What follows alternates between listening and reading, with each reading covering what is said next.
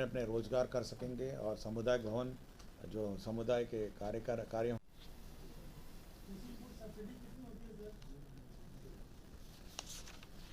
कृषि input subsidy ये अलग से आपको अलग से निर्णय लिया जाएगा, उसके बाद सूचित किया जाएगा। और इसके साथ साथ बहुत सारे आपको जानकारी होगा कि डीजल अनुदान दिया जा रहा है और साथ ही साथ डीजल अनुदान के साथ जो वैकल्पिक फसल योजना है, जिसमें जहाँ जहाँ सूखा हो गया है वहाँ शॉर्ट टर्म अन्य क्रॉप जो है वो भी उसके लिए भी सहायता दी जा रही है। तो सुखाड़ के मद्देनज़र काफ़ी कार्य किए जा रहे हैं। तो ये किया जा दूसरा ये है, आपको जानकारी होगा कि डीजल अनुदान भी कम वर्षापात के कारण जो फसलों को सिंचाई के लिए अनुदान दिया जा रहा था, उसके लिए राशि घट गई थी। पिछली बार तक 2 बार बीसीएफ लिया गया था, जिसमें 89 करोड़ 95 लाख राशि बिहार आकस्मिकता निधि से निकासी की गई थी। अब इसके अतिरिक्त इस बार इस कैबिनेट में 100 करोड़ और अतिरिक्त राशि दी गई है। तो इससे जो हमारे रोपनी जिन्होंने कर ली है, उस क्षेत्र में जो सिंचाई की अब व्यवस्था और आवश्यकता हो रही है, उसके आलोक में अब ये राशि अब उपलब्ध होगी और इसमें वितरण हो सकेगा।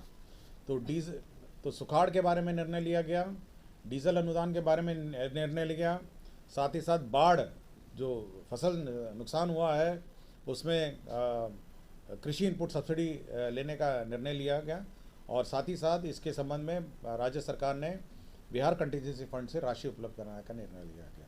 तो एक समेकित निर्णय है जो कृषि क्षेत्र में जो नुकसान चाहे बाढ़ में हो या सुखाड़ में हो, उसकी सहायता हमारे किसानों को करने के लिए, और किसान के साथ साथ जो खेतिहर मजदूर हैं जो उन खेतों में काम करते हैं उनके सहायतार्थ ये निर्णय लिए गए। अब इसके बाद जो हमारे राज्य सरकार के कर्मी उनका डीए जो है वो 34 से बढ़ाकर 38% करने का निर्णय लिया गया और 1/7/2022 के मद्देनज़र तो सभी हमारे सरकारी कर्मचारी पदाधिकारी और सभी कर्मी जो हैं उनको अब डीए 34 के स्थान पर अब 38% दिया जाएगा। और इसमें राज्य सरकार का इस वर्ष करीब 863 करोड़ का व्यय अतिरिक्त होगा और यह सभी कर्मचारियों को जो बढ़े हुए वेतन से अरियर और वेतन जो है अगले वेतन से मुक्त होगा। करीब होंगे, करीब आज के दिन में 4 लाख से ऊपर हैं रेगुलर, 4 लाख से ऊपर ही हैं, 5 लाख पे पहुंच ही रहे होंगे जो बहालियाँ हो रही हैं। और पेंशनर भी हैं इसमें सरकारी कर्मचारी और पेंशनर का भी, पेंशनर अलग है तो पेंशनर का भी डीए बढ़ गया। उद्योग के क्षेत्र में भी निर्णय लिया गया है। जो हमारे उद्योग प्रोत्साहन नीति है 2016 है, उसमें 2 महत्वपूर्ण संशोधन किए गए हैं। पहला तो है जो गैर प्राथमिकता क्षेत्र है जहाँ पे मैन्युफैक्चरिंग है, उनको भी अब उद्योग लगाने के लिए भूमि मिलेगी। उसके लिए जो नीति की कंडिका है उसकी 5/5.2.1 जो कंडिका है, उसमें पहले प्राथमिकता क्षेत्र के लिए ही औद्योगिक भूमि आवंटन की जाती थी। अभी उसको संशोधन करके विभिन्न औद्योगिक परियोजनाओं के लिए अब भूमि आवंटन हो सकेगी। तो जो ज़मीन है वो अब सभी उद्योग जो मैन्युफैक्चरिंग करेंगे राज्य में उनको उपलब्ध हो सकेगी। साथ ही साथ 4 महत्वपूर्ण क्षेत्र हैं जो पूर्व में प्रतिबंधित थे, नॉन मैन्युफैक्चरिंग सेक्टर्स हैं, जो गैर मैन्युफैक्चरिंग सेक्टर्स हैं, उसके लिए भी मंत्रिपरिषद ने निर्णय लिया है कि ये जो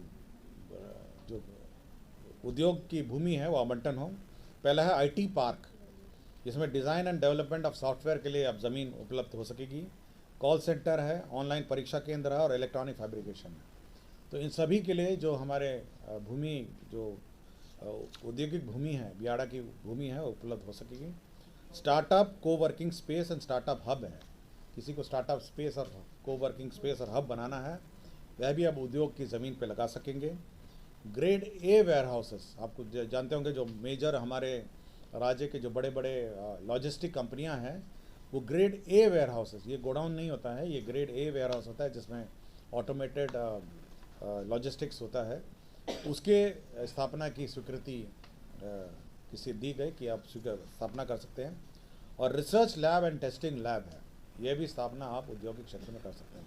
ये सभी गैर मैन्युफैक्चरिंग है, लेकिन एक एग्जम्पशन के अंडर ये 4 कैटेगरी हैं, उनको बियाड़े की भूमि आवंटन के लिए निर्णय लिया गया।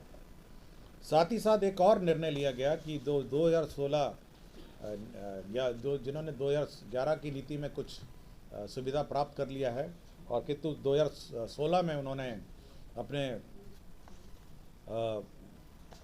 और एक्सपेंशन और अन्य परियोजना में उन्होंने उद्योग लगाया है, तो ये निर्णय लिया गया कि जिन्होंने 2016 में एक्सपेंशन या अन्य कार्यों में लगाया गया, तो उनको उन कार्यों में प्रोत्साहन दिया जाएगा जो उन्होंने 2011 की नीति के अंतर्गत उन्होंने इस्टेब्लिश नहीं किया। तो हुआ ये था कि जब एक बार आपने औद्योगिक नीति के अंतर्गत आपने सुविधा प्राप्त कर ली है, तो दूसरे औद्योगिक नीति के अंतर्गत आपको सुविधा देनी था, तो ये संशोधन किया गया है।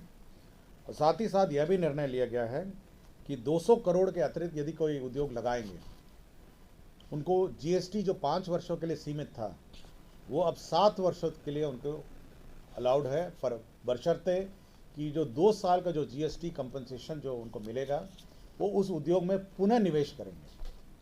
मैं पुनः दोहरा देता हूं कि यदि कोई इकाई है जो 200 करोड़ से ज़्यादा निवेश करती है, तो उनको 5 की जगह 7 साल जीएसटी रिइंबर्समेंट की सुविधा दी जाएगी, बशर्ते कि जो 2 साल में जो अतिरिक्त उनको जीएसटी सुविधा दे होगी, वो उनको पुनः निवेश उस उद्योग इकाई में किया जाना होगा।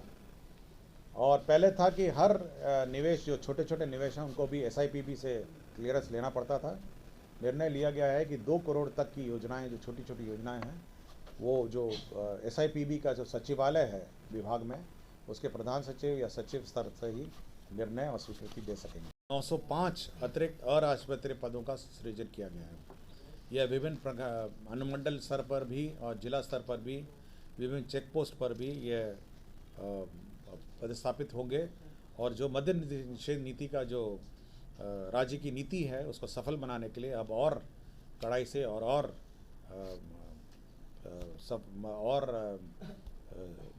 अच्छे तरीके से अब इस अभियान को, इस 905 लोगों, 5 कर्मियों, विभिन्न कोटि के 5 कर्मियों को नियुक्ति के बाद अब ये संचालित होगा। जल संसाधन विभाग में बिहार कर्मचारी चयन आयोग के 485 लोगों की नियुक्ति का प्रस्ताव 2014 में बिहार कर्मचारी चयन आयोग में भेजा गया था।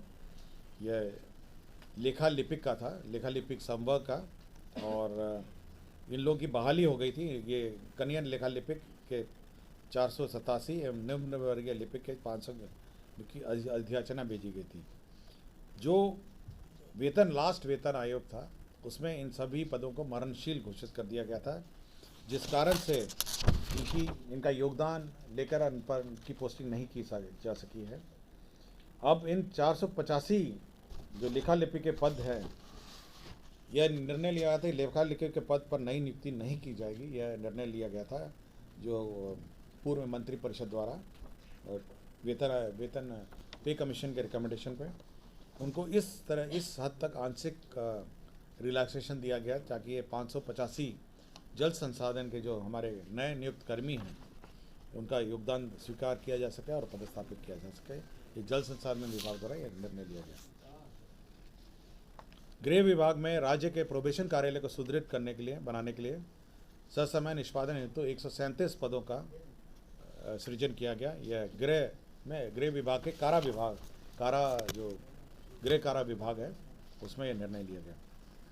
साथ ही साथ शिक्षा विभाग में पूर्व में जो विभिन्न विद्यालयों में 420 नए पदों का स्वीकृत किया गया, और पूर्व में जो स्वीकृत सरकारी ये विद्यालय थे, उसमें से 1420 पदों का ये सरेंडर हुआ। ये वह सब थे जो अटैच्ड कॉलेजेस थे, और उनका पद सरेंडर करके जो मूल विद्यालय हैं उनमें स्वीकृत किया गया।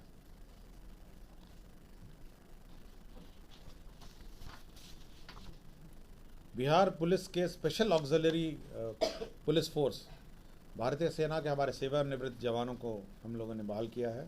सैप जिसको आप कहते हैं, और उनकी 3,953 ऐसे कर्मी हैं जिनकी 1 साल और अनुबंध विस्तारित की गई 2022 और 2023 तक के लिए।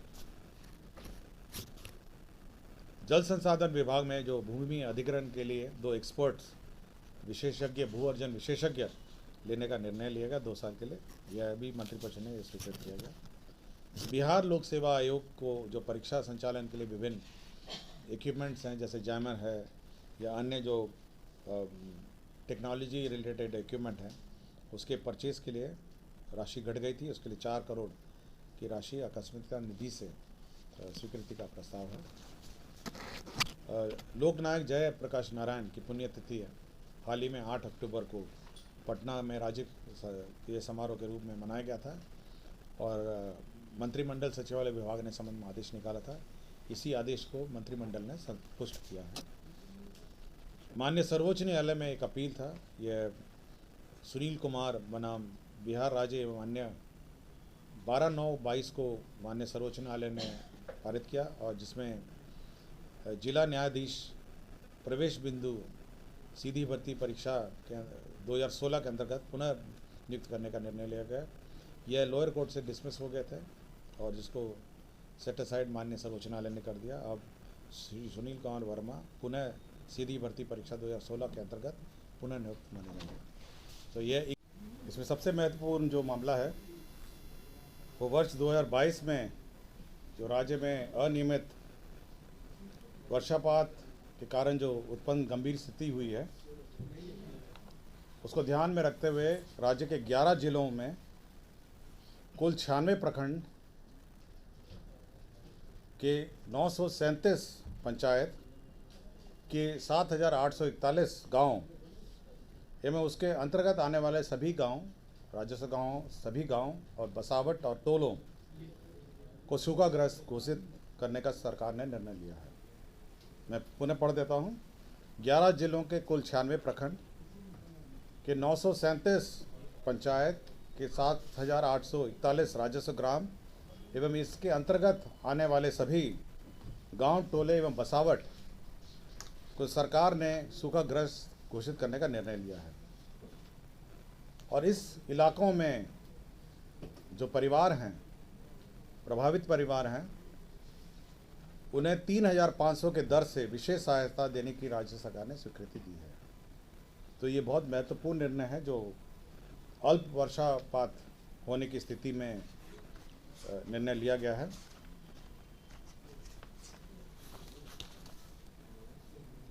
इसी के आलोक में जो भुगतान करने के लिए आपदा प्रबंधन विभाग ने 500 करोड़ बिहार आकस्मिकता निधि से अग्रिम के रूप में राज्य सरकार ने स्वीकृत किया है। तो एक और जहां पर राज्य सरकार ने सूखाग्रस्त इन इलाकों को घोषित किया, वहां 3,500 रुपये प्रति परिवार देने का निर्णय लिया गया है और इसके लिए 500 करोड़ राज्य सरकार ने जो बिहार कंटिजेंसी फंड है, निधि है, उससे अग्रिम की निकासी की स्वीकृति दी है।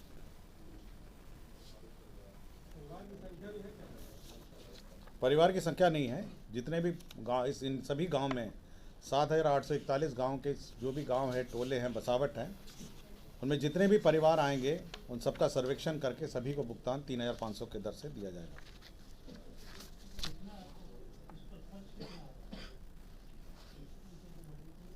इसमें खर्च तो एक बार सर्वे होगा, उसके बाद अनुमानित है करीब 450-500, इसलिए 500 करोड़ का आपका जो बिहार आकस्मिकता निधि से अग्रिम भी लिया गया है।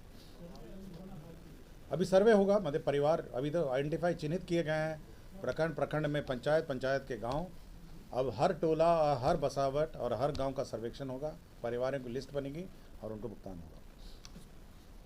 साथ ही साथ इसमें एक महत्वपूर्ण और निर्णय लिया गया है, साथ ही साथ जो फसल क्षति हुई है विभिन्न जिलों में, जो एक्सेस रेनफॉल, जो अतिवृष्टि के कारण, जो वर्षापात के कारण जो क्षति हुई है उनके, और वहाँ पे जहाँ बाढ़ की स्थिति उत्पन्न हो गई है और बाढ़ के कारण लगाए गए फसलों का नुकसान जो हुआ है, उनका भी मंत्रिपरिषद ने यह निर्णय लिया कि उनका भी सर्वेक्षण कराया जाए और सर्वेक्षण के उपरांत प्रभावित किसानों को आवश्यकता अनुसार कृषि इनपुट सब्सिडी उपलब्ध कराई जाए। तो उसमें दो निर्णय हैं, जहां एक और सुखाड़ के मद्देनज़र सूखाग्रस्त घोषित करने का निर्णय लिया है, वहीं जो बाढ़ के कारण जहां पे फसल बर्बाद हुई है उसका भी सर्वेक्षण कराया जाए और उसमें भी कृषि इनपुट सब्सिडी उपलब्ध कराने का निर्णय लिया है। बाढ़ वाला आप इसी कैबिनेट नोट का कंडिका में है, अंदर है। मैंने इसी कैबिनेट को कंडिका है, कंडिका 5 में, वो शायद संभवतः टाइटल में नहीं है, तो इसी का पार्ट है वो। हाँ, इसी का एजेंडा नंबर 18 का पार्ट है, ठीक है। और 17 नंबर है आपका आकस्मिकता निधि से 500 करोड़। सब तय हुआ है, आपको बता देंगे कहीं, मतलब पूरी लिस्ट है, लिस्ट आपको विभाग के वेबसाइट में मिल जाएगी। विभाग अभी सर्वेक्षण शुरू करेगा, तो ये आपको लिस्ट मिल जाएगी पूरे 937 पंचायतों का, ये प्रकाशित होगी।